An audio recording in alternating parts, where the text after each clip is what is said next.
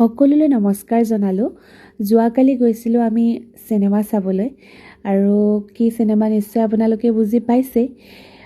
হিয়া দিয়া নিয়া, দীনবন্ধু, দাগ এই সকলোবোৰ চিনেমাৰ জনপ্ৰিয় চিনেমাৰ আঁৰত এজন বিশেষ ব্যক্তি আৰু সেয়া হৈছে আমাৰ সকলোৱে শ্ৰদ্ধাৰ মুনীন বৰুৱাদেৱ। আচলতে তেওঁ জীৱনৰ ওপৰতে এই চিনেমাখন বনোৱা হৈছে।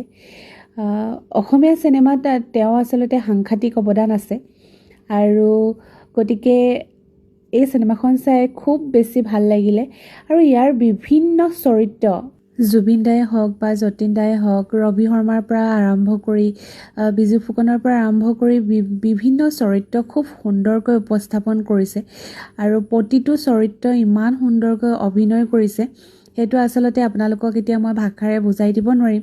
আপোনালোকে চালেহে সেই বস্তুটো অনুভৱ কৰিব পাৰিব।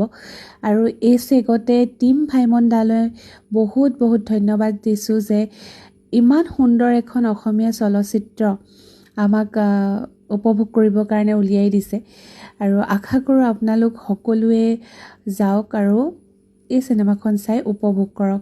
আৰু আমি চিনেমা শেষ হ'ল ওলাই আহিছোঁ, চাওকচোন ইমান মানুহ হৈছে আৰু আমি ওলাই আহিছোঁ, বাকী আৰু চাবৰ কাৰণেও তেওঁলোকে ৰৈ আছে। বহুত দীঘলীয়া লাইন হৈছে, এয়া দেখিছেনে মানুহৰ ভিৰ। গতিকে ইমান ধুনীয়া সঁহাৰি এটা পোৱা হৈছে। তো আমাৰ যিমানে যি নহওক লাগে, ইমান ধুনীয়া এটা সঁহাৰি যেতিয়া পোৱা হয় তেতিয়া খুব বেছি ভাল লাগে, নহয় জানো? আৰু খুব সুন্দৰ চিনেমা, খুব বেছি ভাল লাগিলে।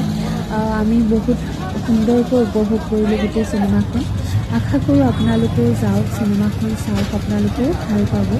আৰু চাওকচোন বাহিৰত মানুহৰ খোজকাঢ়িবলৈ জেগা নাইকিয়া হৈছে, গাড়ী থ'বলৈতো জেগাই নাই, এনেকুৱা হৈছে। গতিকে খুব বেছি ভাল লাগিলে।